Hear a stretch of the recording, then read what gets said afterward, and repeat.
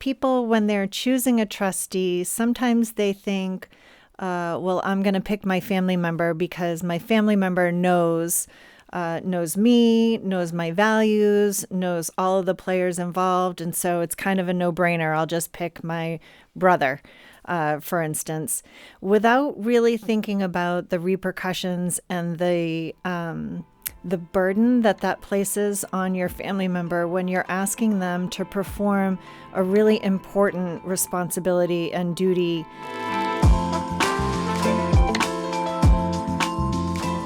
Hi there, and welcome back to the Trust Exchange podcast series, proudly presented by Norway Savings Asset Management Group.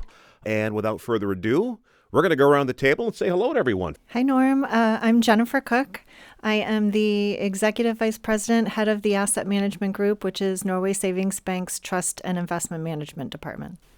And I'm Garascia. I'm with the Asset Management Group also, and I am a Senior Portfolio Manager. Great group and a great topic today. Family member versus professional trustee. So many emotional ties here. So where do we break this down? Where do we start? How do we make a decision? There's a lot of questions here to be asked. Yeah, there sure are. And I think people, when they're choosing a trustee, sometimes they think, well, I'm going to pick my family member because my family member knows me, knows my values, knows all of the players involved. And so it's kind of a no-brainer. I'll just pick my brother, for instance, without really thinking about the repercussions and the burden that places on your family member when you're asking them to perform a really important responsibility and duty. It's easy to assume that they're going to know all of the things that go into it, and it's a very complex, complicated process that not everybody is equipped to handle. Kurt, this might be one of the most difficult decisions any person has to make in his or her life. Yeah. A lot of the people that we work with and the families we work with are successful, and so they've had a lot of success. I just think of it as the timing of the decision. So a lot of times people will start to think about a trust because of a milestone event like retirement, like the sale of a business, something like that. So you've got people sometimes who are completely confident and competent and ready to make a decision like that. And so that can lead to thinking, I want my brother or my sister to be a trustee. Well, think 10 years, 15 years forward, when that trust is really going to become more important, when it's going to go in force, your brother, your sister is going to be 10 or 15 years older than they are at that moment. And that can be something that people don't necessarily see when they're making a decision like that. And so that's a place that having a trust department can be really, really helpful. Think about when is it really gonna matter, these decisions I'm making today? Because it's usually a few years down the road. I mean, so many factors to consider. There's not just one, and I guess there's no right or wrong answer for anybody. It depends upon the individual circumstance, but you're looking at expertise versus cost versus liability versus conflict of interest. I mean, how do we sort this out, Jen? Yeah, lots of things to consider. And I think the most important thing that somebody can do is have those conversations with professionals, have those conversations with your estate planning attorney, and then seek out professional trustees to find out exactly what they do to add value, how they handle certain circumstances, how they might accomplish the tasks that are required. I think in certain family situations, some things are more important than others. For example, sometimes families are complicated, right? And sometimes there's certain different levels of dysfunction. And I think having an impartial party in order to make those decisions and have those conversations with the parties involved is really important.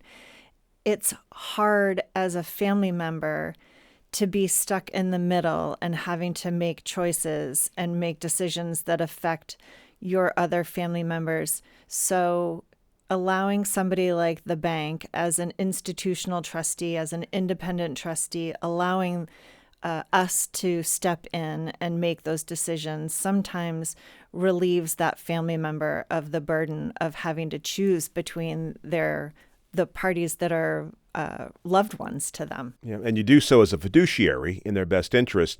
There are responsibilities and duties for trustees and the families as well, correct? There's a big difference between the two. Is that right? Sure. And one of the things that I think of all the time is sometimes these decisions will be made and, no one wants to say no to a loved one oftentimes. So maybe a family member will accept, not fully realizing all the responsibilities that Jen just laid out. And so what they might say is, wow, I didn't realize how much is here. I need some help.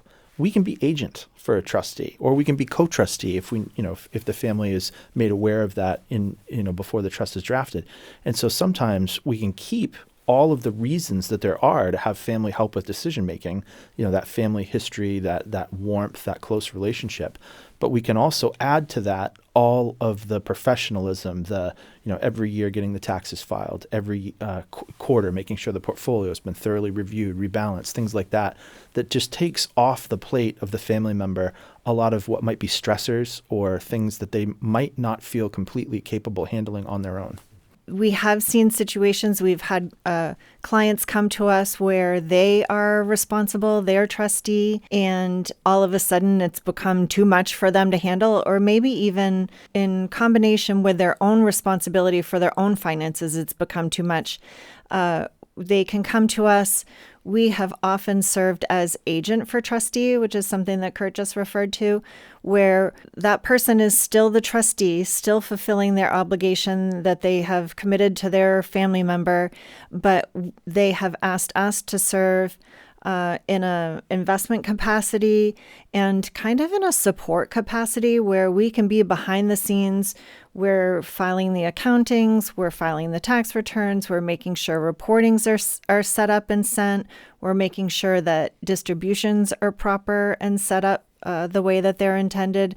And so we can be kind of the behind the scenes support and still allow them to meet those obligations and fulfill what they've committed to. Yeah, and that said, Kurt, what are the best practices for families to select a trustee? Obviously, it begins with having a candid, upfront conversation. For sure. And communication is not always easy. And these are emotional decisions in terms of, what assets usually fund a trust. It's either someone's life savings, the sale of a family property, the sale of a business that a family poured their heart and soul into for years, decades. So these are there's some emotion tied to that. Some people have a bias or a misconception that if I'm setting up a trust, it's because I don't fully trust my children to handle things on their own. And it's often not about that at all. It's often about protecting the assets, keeping assets to stay family assets, for unforeseen future circumstances, and also making sure that the assets continue to grow and perform over a long period of time. So one of the best things that we've been able to do to communicate to beneficiaries, people who are going to be the recipients of income from a trust, or why was this done? Why was this trust set up? It was set up because your parents, your grandparents, someone else wanted these assets to serve you for the rest of your life. What a great thing that is to hear from a trust professional like Jen. And how do you educate the family trustee, Jen, so they fully understand the fiduciary duties and common pitfalls, I guess, as well, too? Yeah, educating them is a process. It's certainly not something that happens in one meeting. I think the depth of expertise that we have in our department has been developed over years and lots of education and training. So hard to impart that on somebody in an hour. So I think making sure that we're available, that they know that we're here to support them, that one of the, I think, key benefits is that we have the tools in place, we have the people in place, we have the processes in place to appropriately manage a trust account, which is more than just an investment account. It's making sure that the books are balanced, making sure that appropriate distributions have been made, appropriate reporting has been done. If you think about an individual acting as trustee, they may have a checking account for the trust over at this bank, and maybe they have a checking account here and they have a brokerage account here. We can consolidate, have all of that in one place, in one location. We as part of a bank, we are audited on an annual basis. And so you can feel good and safe about the fact that our books are in balance. Everything is in place. Everything has been accounted for exactly the way it should be. Everything is appropriate. Investments are appropriate for the type of trust that it is. So I think knowing that gives people peace of mind, knowing that all of those boxes have been checked and all of those responsibilities are taken care of. And managing a trust really is also time consuming. This is not just, a part-time gig. This is what you do. This is a full-time responsibility.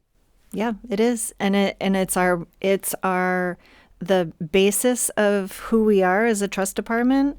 We are educated on a continual basis. Regulations change all the time. So we have, I just returned from a trust conference earlier this week. So it's something that's really important to us. We make sure that we stay on top of the changes in the trust world. Kurt does the same on the investment side, make sure that he gets current and appropriate research so that we're managing those trust assets appropriately. It is a full-time job for sure. Yeah, and that includes communication, obviously, right? Absolutely. And one of the things that people really like is if something is happening, who do I call? Having a professional as on that team really makes a difference, especially if something's not going perfect in someone's life. Okay, so take us through the process here. You speak with a family, they're still contemplating what to do. They come in, they speak with you. I mean, there's an initial conversation. You explain to them the benefits of working with you emotionally, and certainly, as we said, this is a full-time job. So how does the process go when someone first approaches you about, do we work with you? Do we work within our family? Yeah, usually it's an ongoing conversation, and a lot of times people will start with us by opening an investment management account rather than as a trust relationship. So, as Kurt mentioned, maybe they've retired or they've sold their business, maybe they've inherited some money, and so they come to us and we provide investment management services to them. But over time, we start to get to know them better. Maybe we get to know their family. We understand their story, and we can suggest, hey, this might be beneficial to you. This is how it would work or how it could work. And we think you should get in touch with an estate planning attorney to start the process. We have estate planning attorneys that we work with all the time. We can refer that client to an estate planning attorney in order to draft the documents. They can come back to us for our review. We can make comments. We can talk that client through. These are the steps. These are the things that you can expect or that will happen at certain stages of your life. And then they finalize that document. Sometimes it takes effect immediately. Sometimes it's written into their will, and so it doesn't take effect until they pass away. It just depends on the type of the trust. So it's something that we can support them every step of the way. So let's, in summation here, let's come away with a couple of bullet points here. What stands out to you and what stands out to you? Yeah, the expertise that we have, the experience, the longevity of the bank. The bank's been around since 1866. And our trust department has been around since 2003. So we have the longevity that your family member might obviously won't have. And we'd be happy to sit down and have a conversation with anyone who is interested in our services. I would just say that one size does not fit all. Just because you've heard that someone did something with their estate does not mean that that is right for your estate. There's all these shows that people watch and content online now where people will hear a call in, right? And they'll say, oh, that's what I want. And that might be part of a solution, but just don't go with something that you've heard or read in a magazine. Talk to a professional and figure out how you can be best served. And it's important for families to start their discussion immediately. Yes, it is. Jen, Kurt, thank you so much for joining us. A great podcast again, family members versus professional trustees. Very insightful. We thank you for joining us once again for this Trust Exchange podcast series, proudly presented by Norway Savings Asset Management Group, AMG. We will see you in our next podcast.